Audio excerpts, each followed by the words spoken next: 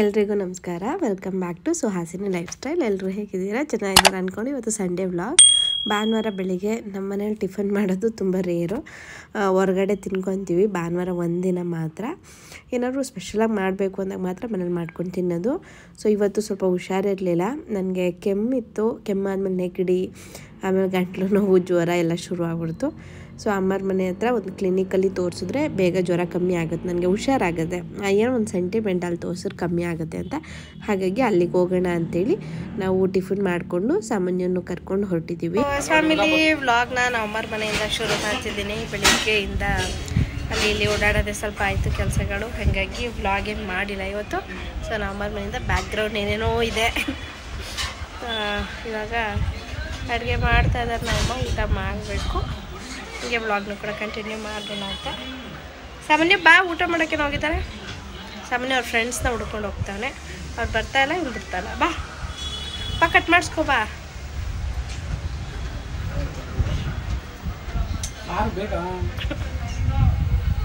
So ಸ್ವಲ್ಪ ಕೆಮ್ಮು cold ಇತ್ತು, ಹಾಗಾಗಿ ಇಲ್ಲೇ ಅಮ್ಮರ ಮನೆ ಕ್ಲಿನಿಕಲ್ಲಿ ತೋರಿಸ್ಕೊಂಡು ಅಂತ ಬಂದು ತೋರಿಸ್ಕೊಂಡು ಇವಾಗ ಸ್ವಲ್ಪ ಪರವಾಗಿಲ್ಲ. ಟ್ಯಾಬ್ಲೆಟ್ಸ್ ಎಲ್ಲ ಕೊಟ್ಟಿದ್ದಾರೆ. ಮಾಮೂಲಿ ಕಫ ಆಗಿದೆ, ಜ್ವರ ಅದಕ್ಕೆ ಅಂತ. ಯಾರು ಹುಡುಕ್ತಾ ಇದೆಯಾ ಪಪ್ಪ? ಸಾಮಾನ್ಯ ಅವ್ರ ಫ್ರೆಂಡ್ಸ್ಗೋಸ್ಕರ ವೆಯ್ಟಿಂಗ್. ಆಟಾಡಕ್ಕೆ ಬರ್ತಾರೆ ಅಂತ. ಅವ್ರು ಆಟಾಡಕ್ಕೆ ಬರ್ತಾ ಇಲ್ಲ, ಬಂದರು ನೋಡ್ಬಿಟ್ಟು ವಾಪಸ್ ಹೊಟ್ಟೋದ್ರು. ಸೊ ಬನ್ನಿ ಹಾಗೆ ವ್ಲಾಗ್ನ ಕಂಟಿನ್ಯೂ ಮಾಡೋಣ. ಸೊ ಹಾಸ್ಪಿಟಲ್ಗೆ ಹೋಗಿ ಒಂದು ಇಂಜೆಕ್ಷನ್ ಎಲ್ಲ ಹಾಕ್ಸ್ಕೊಂಡು ಬಂದು ಮಲಗಿದ್ದು ಎದ್ದೆ. ಆಮೇಲೆ ಸ್ವಲ್ಪ ರಿಲ್ಯಾಕ್ಸ್ ಅನ್ನಿಸ್ತಾಯಿತ್ತು. ಆದರೂ ಬಾಯೆಲ್ಲ ಕೈ ಅನ್ನಿಸ್ತಾಯಿತ್ತು ಜ್ವರ ಬಂದಿರೋದಕ್ಕೆ. ಅಮ್ಮ ಅಡುಗೆ ಮಾಡ್ತಾಯಿದ್ರು. ಚಿಕನ್ ಸಾಂಬಾರು ಮತ್ತು ಚಿಕನ್ ಫ್ರೈ ಎಲ್ಲ ರೆಡಿ ಮಾಡ್ತಿದ್ರು.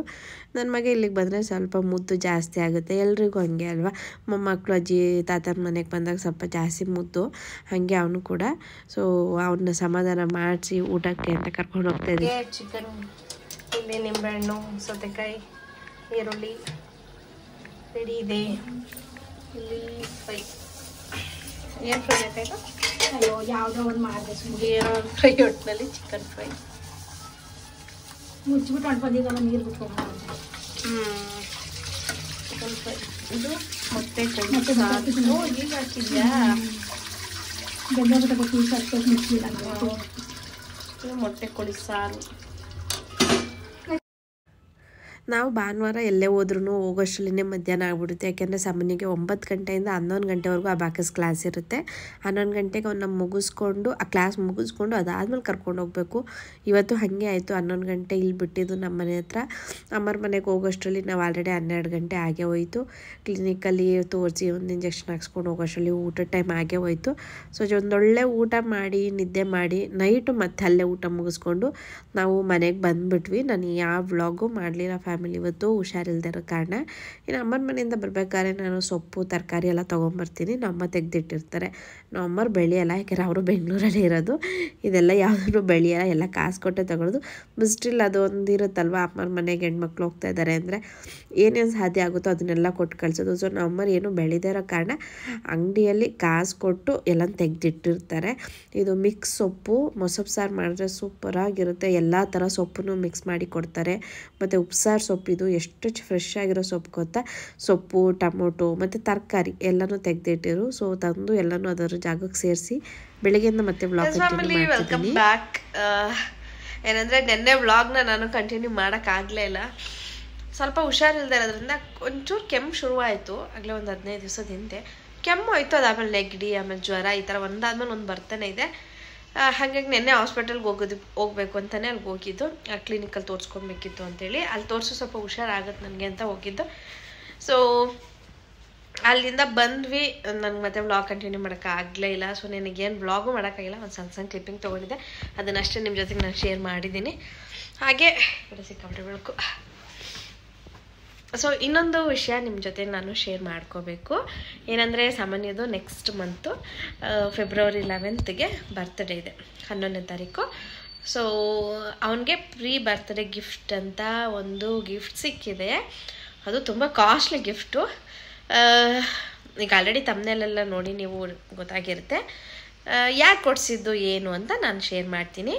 ಸೊ ಏನು ಗಿಫ್ಟ್ ಅಂದರೆ ಚೈನು, ಗೋಲ್ಡ್ ಚೈನ್ ಸಮನಿಗೆ ಅಂತ ತೊಗೊಂಡಿರೋದು, ಸಮನಿಗೆ ಅಂತ ಕೊಡಿಸಿರೋದು, ನಾವು ತೊಗೊಂಡಿದ್ದಲ್ಲ, ಇದು ಕೊಡಿಸಿರೋದು. ಸೊ ಯಾರು ಕೊಡಿಸಿದ್ರು, ಎಷ್ಟು ಗ್ರಾಮ್ ಇದೆ, ಎಷ್ಟು ರೇಟು, ಡಿಸೈನ್ ಏನು ಎಲ್ಲನೂ ನಾನು ಈ ವ್ಲಾಗಲ್ಲಿ ಶೇರ್ ಮಾಡ್ತೀನಿ. ಫಸ್ಟ್ ಟೈಮ್ ಸಮನಿಗೆ ಇಷ್ಟು ಕಾಸ್ಟ್ಲಿ ಗಿಫ್ಟ್ ಬರ್ತಾ ಇರೋದು ಆ್ಯಕ್ಚುಲಿ ಹೇಳ್ಬೇಕಂದ್ರೆ. ಚಿಕ್ಕವನಿದ್ದಾಗ ಅವ್ನಿಗೆ ಬರ್ತಡೇ ಮಾಡ್ತಿದ್ದಾಗ ನಾವು ಅಪ್ಪ ಅಮ್ಮ ಉಂಗುರಗಳು ಕೊಡಿಸ್ತಾಯಿದ್ರು. ಬಟ್ ಆ ಉಂಗುರ ಇವಾಗ ಯಾವುದೂ ಆಗೋಲ್ಲ, ಚಿಕ್ಕ ಪಾಪು ಇದ್ದಾಗ ಕೊಡಿಸಿದಲ್ವ, ಸೊ ಇವಾಗ ಯಾವುದೂ ಆಗೋದಿಲ್ಲ. ಅದು ಬಿಟ್ಟರೆ ಅವ್ನಿಗೆ ಇನ್ಯಾರೂ ಅಂಥ ಕಾಸ್ಟ್ಲಿ ಗಿಫ್ಟ್ ಕೊಟ್ಟಿಲ್ಲ, ಇಲ್ಲಿವರೆಗೂ ಯಾರೂ ಕೊಟ್ಟಿಲ್ಲ. ಗೋಲ್ಡ್ ಇರಲಿ ಸಿಲ್ವರ್ ಕೂಡ ಅವ್ನಿಗೆ ಯಾರೂ ಕೊಟ್ಟಿಲ್ಲ. ನಮ್ಮ ಅಪ್ಪ ಅಮ್ಮ ಕೊಡ್ತಿದ್ರು ಬರ್ತಡೇ ಮಾಡಬೇಕಾದ್ರೆ.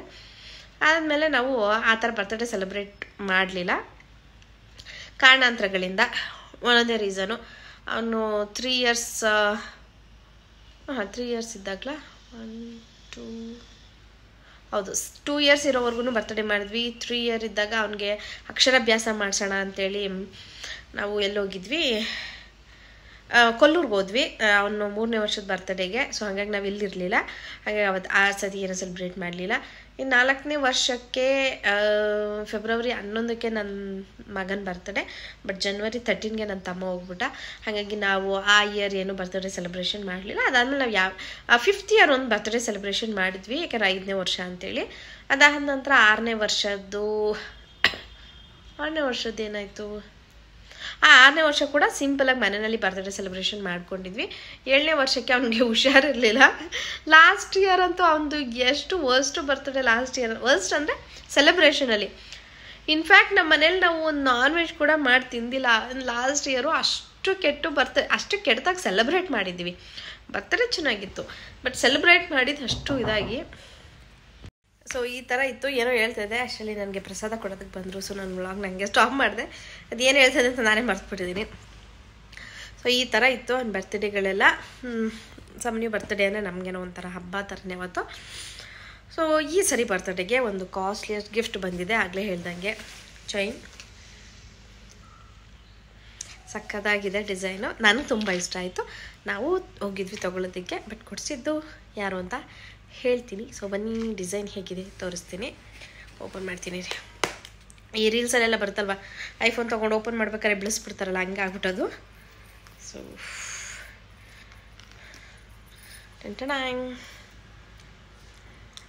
ಇದೇನು ಬಿಸ್ಕೆಟ್ ಡಿಸೈನ್ ಅಂತೇನೋ ಹೇಳಿದ್ರು, ತೋರಿಸ್ತೀನಿ.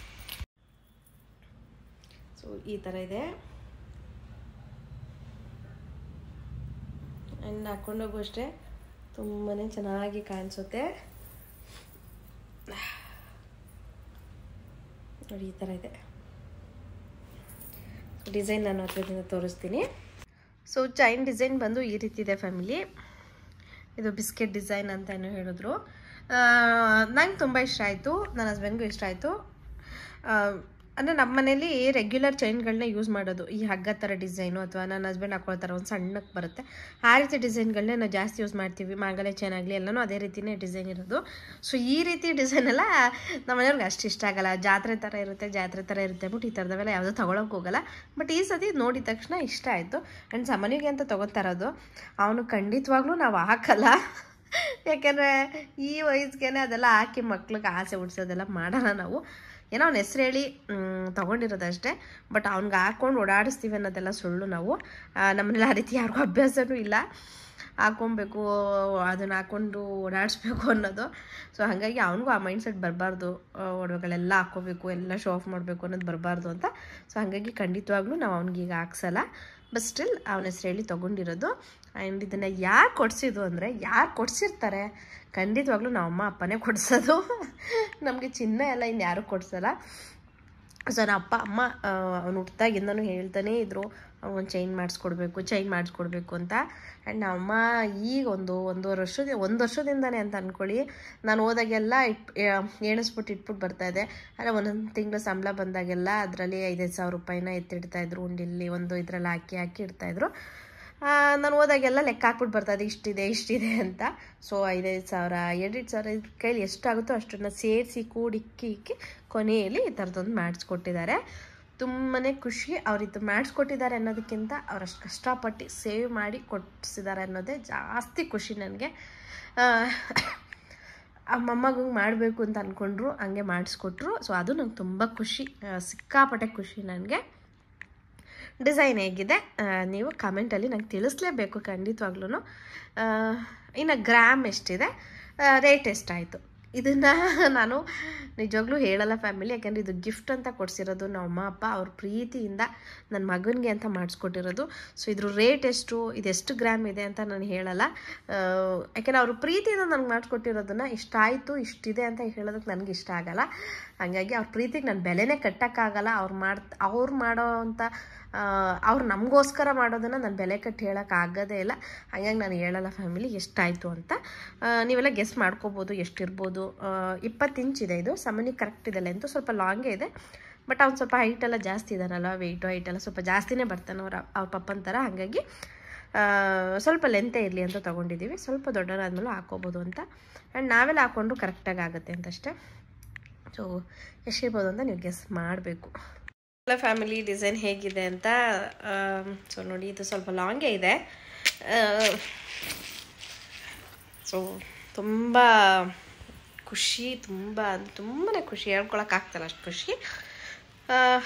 ಸೊ ನನ್ನ ಮಗಂಗೆ ಫಸ್ಟು ಕಾಸ್ಟ್ಲಿ ಗಿಫ್ಟ್ ಇಷ್ಟು. ನಾವು ಯಾವುದು ಚೈನೆಲ್ಲ ಮಾಡಿಸ್ಕೊಟ್ಟಿಲ್ಲ ಅವನಿಗೆ, ಬರ್ತ್ಡೇಗೋಸ್ಕರ. ಸೊ ನಮ್ಮನ್ನು ಮಾಡಿಸ್ಕೊಟ್ರು. ಸೊ ಅದು ತುಂಬ ಖುಷಿ. ಹಾಗೆ ನಾನು ಈ ವ್ಲಾಗ್ನ ಎಂಡ್ ಮಾಡ್ತಿದ್ದೀನಿ ಫ್ಯಾಮಿಲಿ. ಸೊ ಐ ಹೋಪ್ ನಿಮ್ಗೆ ಇಷ್ಟ ಆಗಿದೆ ಅಂದ್ಕೊಳ್ತೀನಿ ಈ ವ್ಲಾಗ್. ಹಾಗೆ ಚೈನ್ ಡಿಸೈನ್ ಕೂಡ ಇಷ್ಟ ಆಗಿದೆ ಅಂದ್ಕೊಳ್ತೀನಿ. ಸೊ ಈ ವ್ಲಾಗ್ ನಿಮಗೆ ಸ್ವಲ್ಪನಾರು ಇಷ್ಟ ಆಗಿರೋ like, comment, share and subscribe.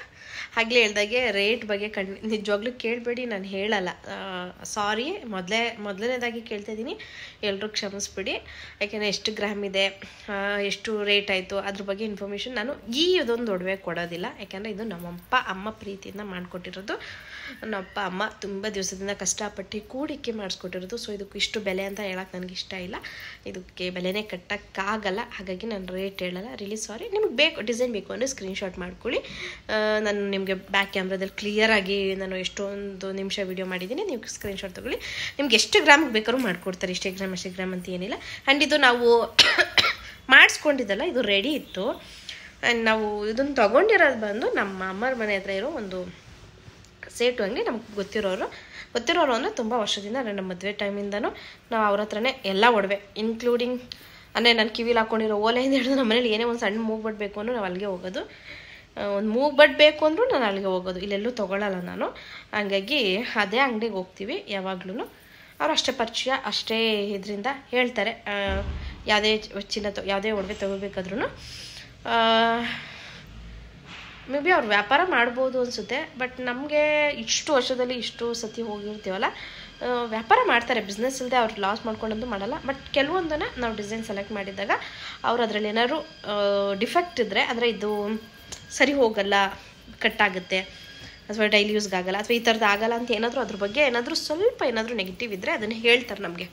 ಈ ಥರ ಇದೆ, ಇದು ಬೇಡ ನೋಡಿ, ಇದು ವಾಪಸ್ ಬಂದಿದೆ ಅಂತ ಕೂಡ ತೋರಿಸ್ತಾರೆ. ಈ ಡಿಸೈನ್ ತೊಗೊಂಡೋದ್ರು ಇದು ವಾಪಸ್ ಬಂದಿದೆ ಅಂತ ಕೂಡ ತೋರಿಸ್ತಾರೆ. ಹಾಗಾಗಿ ನಮಗೆ ನಂಬಿಕೆ ಜಾಸ್ತಿಯಲ್ಲಿ. ಸೊ ಅಲ್ಲೋಗಿ ನಾವು ರೆಡಿ ಇರೋದನ್ನೇ ತೊಗೊಂಡು ಬಂದಿದ್ದು. ಇದು ಮಾಡಿಸಿದ್ದೇನಲ್ಲ, ರೆಡಿನೇ ತುಂಬ ಡಿಸೈನ್ಸ್ಗಳು ಸಿಗುತ್ತೆ. ನಿಮ್ಗೆ ಬೇಕಾದ್ರೆ ಸ್ಕ್ರೀನ್ಶಾಟ್ ತೊಗೊಂಡು ಎಷ್ಟು ಗ್ರಾಮಿಗೆ ಬೇಕಾದ್ರೂ ಮಾಡಿಸ್ಕೋಬೋದು ಫ್ಯಾಮಿಲಿ. ಸೊ ಇದಿಷ್ಟೇ. ಅಂಗಡಿ ಡೀಟೇಲ್ಸು ಅವ್ರ ಇನ್ಸ್ಟಾಗ್ರಾಮ್ ಪೇಜ್ ಇದೆ, ಬೇಕಾದ್ರೆ ನಾನು ಯಾರಾದ್ರು ಕೇಳಿದ್ರೆ ಟ್ಯಾಗ್ ಮಾಡ್ತೀನಿ, ಅಥವಾ ನಿಮ್ಗೆ ಆ ಲಿಂಕ್ನ ನಾನು ಶೇರ್ ಮಾಡ್ತೀನಿ. ಇನ್ಸ್ಟಾಗ್ರಾಮ್ ಪೇಜ್ ಇದೆ, ನೀವು ಅವ್ರು ಕಾಂಟ್ಯಾಕ್ಟ್ ಮಾಡ್ಬೋದು. ಸೊ ಇದಿಷ್ಟ ಫ್ಯಾಮಿಲಿ ಇವತ್ತಿನ ವ್ಲಾಗ್. ಐ ಹೋಪ್ ಆಗಲೇ ಹೇಳ್ದಾಗೆ ನಿಮ್ಗೆ ಇಷ್ಟ ಆಗಿದೆ ಅಂದ್ಕೊಳ್ತೀನಿ. ವ್ಲಾಗೇನು ಕಂಟಿನ್ಯೂ ಆಗಿ ನಾನು ಏನೂ ಮಾಡೋಕ್ಕಾಗಿಲ್ಲ, ಹೆಲ್ತ್ ಇಶ್ಯೂ ಇರೋದ್ರಿಂದ ನಿಮಗೆಲ್ಲ ಅರ್ಥ ಆಗುತ್ತೆ ಅಂದ್ಕೊಳ್ತೀನಿ. ಹಾಗೆ ವ್ಲಾಗ್ನ ಯಾಕೆ ರೆಗ್ಯುಲರಾಗಿ ಆಗ್ತಾಯಿಲ್ಲ ಅಂತ ಕೇಳ್ತಾ ಇದ್ದೀರಾ. ರೆಗ್ಯುಲರಾಗಿ ಮಿನಿ ವ್ಲಾಗ್ನ ಖಂಡಿತವಾಗ್ಲೂ ಶೇರ್ ಮಾಡ್ತೀನಿ. ದಯವಿಟ್ಟು ಮಿನಿ ವ್ಲಾಗ್ಗಳನ್ನ ನೋಡಿ. ಲಾಂಗ್ ವಿಡಿಯೋನ ನಾನು ಆಲ್ಟರ್ನೇಟಿವ್ ಡೇಸ್ ಹಾಕೋದಕ್ಕೆ ಟ್ರೈ ಮಾಡ್ತೀನಿ. ಆದಷ್ಟು ಬೇಗ ಎವ್ರಿಡೇ ಹಾಕ್ತೀನಿ, ಬಟ್ ಇವಾಗ ಸದ್ಯಕ್ಕೆ ಆಲ್ಟರ್ನೇಟಿವ್ ಡೇಸ್ ಹಾಕ್ತಿದ್ದೀನಿ. ಭಾನುವಾರ ಹಾಕಿದರೆ ಮಂಗಳವಾರ ಹಾಕ್ತೀನಿ, ಮಂಗಳವಾರ ಹಾಕಿದ್ರೆ ನೆಕ್ಸ್ಟ್ ಬುಧವಾರ ಇಲ್ಲ ಗುರುವಾರ ಹಾಕ್ತೀನಿ, ನೆಕ್ಸ್ಟ್ ಶುಕ್ರವಾರ ಇಲ್ಲ ಶನಿವಾರ, ಆ ರೀತಿ ಹಾಕ್ತೀನಿ. ಸೊ ಹೀಗೆ ನೋಡ್ತಾ ಇರಿ, ಸಪೋರ್ಟ್ ಮಾಡ್ತಾಯಿರಿ. Once again thank you all family, ಯಾರೆಲ್ಲ ನೋಡ್ತಿದ್ದೀರಾ, ಸಪೋರ್ಟ್ ಮಾಡ್ತಿದ್ದೀರಾ. ಹೀಗೆ ನಿಮ್ಮ ಸಪೋರ್ಟ್ ಮುಂದುವರಿತಾ ಇರಲಿ. Thank you so much.